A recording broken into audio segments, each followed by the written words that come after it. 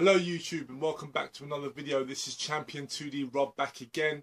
This time I'm doing a video response to Matt SoulFunkRetro. He put out a question recently, was basically what are the games that made you go wow? Essentially the games that really impressed you. For me, I have to say there are so many games that impressed me over the years for various reasons. I could be here all day listing games, but what I've decided to do is just chose to select a few games that just sort of stick out to me. These may not necessarily be the ones that impressed me the most, but they're the ones that sort of instantly came to mind as I was putting games together for this video. So yeah, so let's get straight into it. The very first game, I think we're going to go a little bit far back to the 16-bit era. First game that I felt really impressed me, and I've mentioned this game before actually, quite a few times now. It's definitely one of those titles that just really blew my mind when I saw it running on the Mega Drive, because at the time this particular series was thought that it was not possible to be done on the Mega Drive. It's from a very well-known series that ran on the Nintendo systems. And a lot of people thought that the game wouldn't be able to be made on the Mega Drive because it lacked Mode 7. But sure enough, it was possible, and the developers did an amazing job with the game. Now, the developers in question were Konami, and the game I'm talking about is Probotector. This is also known as Contra Hardcore in the US. And this title here, when I was a kid, I did not know what to expect. At this point in time, the internet was not the way it is today, so I'd never seen this game running before.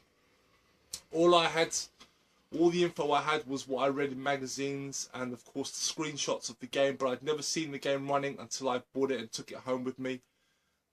Absolutely blew my mind. The opening level to this game just floored me. Could not believe it was running on a Mega Drive. Just so much scrolling going on in this game. There was even 3D levels as well. It was such an amazing feat, given that it was made on what was considered at the time inferior hardware when compared to the Super Nintendo. This game really stood head and shoulders above, and I have to say that Konami as a whole, developing for the Mega Drive, did some amazing things, not just on this game but other titles as well. And this one just really stands out to me. I remember just being so amazed. I just played this game over and over when I was a kid, and yeah, it was just amazing. Really did blow me away. Fantastic title as well, guys. Well worth playing, well worth hunting down if you don't have it. Yeah, like I said, I've mentioned this title before, but you know, it has to be said. You know, this was amazingly put together. Just given the limitations of the hardware. No one thought this sort of title would have been possible, but I think the thing about Konami is that they really knew how to play to the Mega Drive strengths. You know, because obviously they did have to make some sort of cutbacks here and there, but you know, they really pushed the Mega Drive to its limit with this game, and it definitely shows, and it stands the test of time. It still looks fantastic to this day. So yeah, that's Contra Hardcore. Okay, the next few titles here are actually all PlayStation games. Entering the 32-bit era for me was definitely the time where a lot of developers did a lot of experimenting. It was the time where they really sort of pushed 3D graphics. I mean, they'd sort of toyed with 3D graphics during the 16-bit era, but it was really during the 32-bit era where they really sort of had the horsepower to sort of delve more into 3D gameplay. Of course, you know, a lot of us know that the 32-bit era, a lot of these 3D games have not aged very well, but there were a few, in my opinion, solid, impressive achievements at the time. And the first one I want to bring up is Jumping Flash. And the reason why I want to bring up this title is because it was actually a launch title for the PlayStation. And I remember I never got to buy this game at the time, but I played the demo of it and I played it a lot. And it was fantastic. It was a 3D. I won't go as far. It wasn't open world, but it was like a 3D arena type platform action game, sort of first person, where even though it's all in first person, it functions very much like a platformer. It's about jumping on platformers, but it's also a shooter as well. And it was really a lot of fun. And the fact that you were able to jump to different levels, and being that it was in first person, gave the game an amazing, gave you a sense of vertigo as you sort of jumped to each level. It was really quite nerve-wracking while you were playing this game, but it was so much fun. I mean, graphically, you know, it looks very simple by today's standards, but it played really well. I think that's what really stood out for me, was the fact that they were able to achieve this 3D world and still make it playable and fun and fluid. And I think on that level, I think it still holds up. Graphically, it doesn't hold up at all, but it definitely holds up in terms of the gameplay. And do you know what? I would actually love to see a new jumping flash game. I would love to see what could be done with today's technology. Would be amazing. But yeah, very, very impressive game. Really stood out to me, in my opinion. And the next game that I want to bring up here, and I think this one might come as no surprise to a lot of people. It was a highly praised game at the time. Again, this is on the PlayStation 1, and it was, for me, the first title that displayed, was sort of the first game that displayed that cinematic quality that would eventually go on to later games that would, like the Uncharted series and Last of Us and stuff like that. And for me, the game was Metal Gear Solid. And yeah, this game blew my mind when I first played it. Just the cinematic scope of it, the stuff that you could do in the game. I mean, it was from a top-down perspective, but when you got into the sort of cinematic cutscenes and various camera angles and stuff, it was just, graphically, it was really good at the time.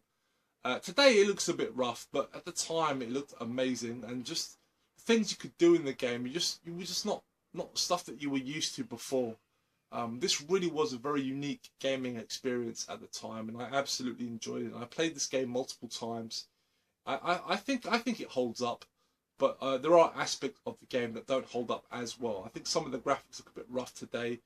The gameplay, I think, is a little bit stiff by today's standards, but it's definitely still a lot of fun, and it was a fantastic title, and it certainly deserved the praise and the success that this game would eventually spawn off into further games down the line. So yeah, absolutely an amazing title. And the next title that I'm going to show you here, guys, again, it's another PlayStation title, but I think this one might be a little bit outside the box. People might not be expecting me to bring up this game, given that it was very much limited by the hardware itself. And that was Marvel vs. Capcom Clash of Heroes. Now, I know what some of you might be thinking. You might be thinking, you know, Rob, that's a weak port. You know, the PlayStation had a weak port of Marvel vs. Capcom. And you'd be right. You'd be right. It was a weak port. It certainly was not arcade perfect. But I think Capcom were able to do a lot with this game based on their previous efforts. I think they were able to do a lot more given the memory limitations of the PlayStation. I mean, yeah, there were some aspects of this game that had to be taken away, namely the tag fighting option. There is a tag fighting option in this game, but it's very cut down. It's not like it is in the arcade. So unfortunately, yeah, you know, there were some limitations put on this title, but I think it still plays really well, and I think that's what's important. It played well. It looked great. You know, there was a few frames of animation missing.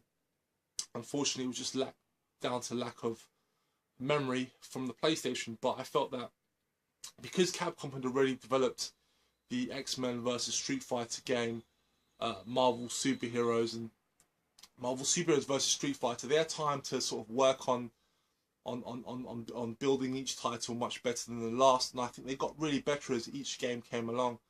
And I think this game, despite its limitations, just really held up as a solid port of Marvel vs. Capcom. You know, so yeah, it impressed me on that level. It impressed me.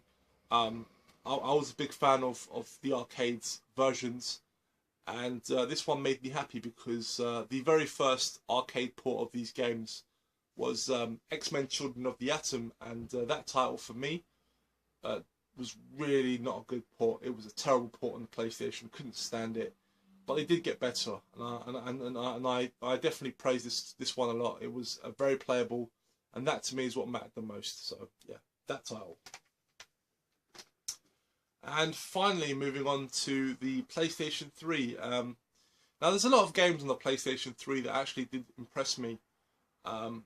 Which is not really saying much because a lot of those games did look really great. Graphically, they all look pretty much amazing. But what made this game stand out to me was just its open worldness. And not just the fact that it was open world, but also the fact that it felt alive and it was something very different at the time. It was also a title that I didn't think I was going to enjoy in the beginning, mainly because of its setting. The game I'm talking about is Red Dead Redemption. Now, yes, this copy is still sealed, but I have played this game to completion. A friend of mine loaned me his game, so I have played this game completely, and just absolutely fantastic. I mean, you might say, well, you know, yeah, the Grand Theft Auto series, and you know, I've done it before and whatnot, and it's true. But I think what made this game stand out to me was the setting, and how I felt the world was alive.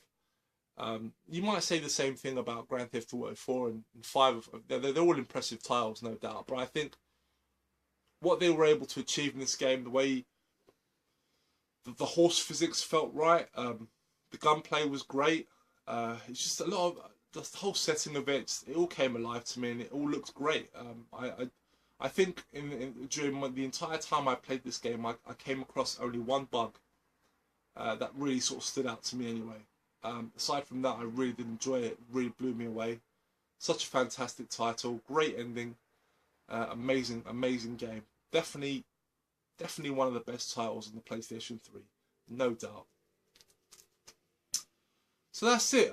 That's basically it. I mean, there are a lot more titles. I mean, there was a few on the PlayStation 2 and of course during the 8-bit systems as well. You know, a lot of the titles that I thought of were already brought up. I obviously watching SoulFunkRetro's video. You know, I definitely agree with Gran Turismo that Matt brought up. I thought that game was definitely amazing at the time. I bought that game when it first came out, and graphically it was an amazing title. I definitely agree with this choice of Soul Calibur on the Dreamcast. I remember at the time when the Dreamcast was out, I actually almost, before I bought my PS2, I came very close to buying a Dreamcast just off the strength of Soul Calibur, because I was a huge fan of Soul Blade that had come out on the PS1, and when I saw Soul Calibur running, it just looked amazing. I also played Soul Calibur in the arcade at the time as well, so I was very familiar with that title. So yeah, that's definitely a very impressive game.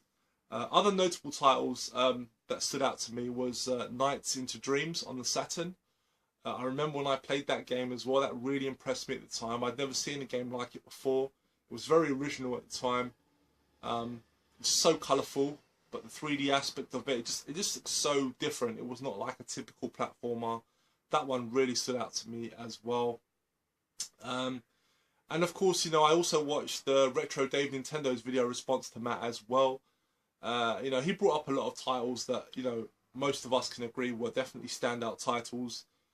Namely, you know, Grand Theft Auto 3 it was definitely a standout title for the GTA series and for sandbox games in general. You know, I was going to bring up myself, but I think, you know, Dave already said what needed to be said, you know, about that game, which is why I sort of went with Red Dead Redemption, was because, you know, I felt that even though it doesn't innovate as much as, say, Grand Theft Auto 3 did, you know, I felt that given how different it was from the GTA series in terms of its themes, you know, how you move about and stuff, I felt it warranted its own special mention, in my opinion. So anyway, guys, that's basically it. Thank you very much for watching this video. I really do appreciate you guys watching the whole thing. And of course, leave me a thumbs up. It would be greatly appreciated. You know, definitely check out, you know, SoulFunkRetro's initial video. I will leave a link in the description box below. And definitely check out Retro Dave Nintendo's video as well. Again, I will leave a link in the description box below. Yeah, so thank you very much for watching, guys, and I will be back very soon. Bye-bye.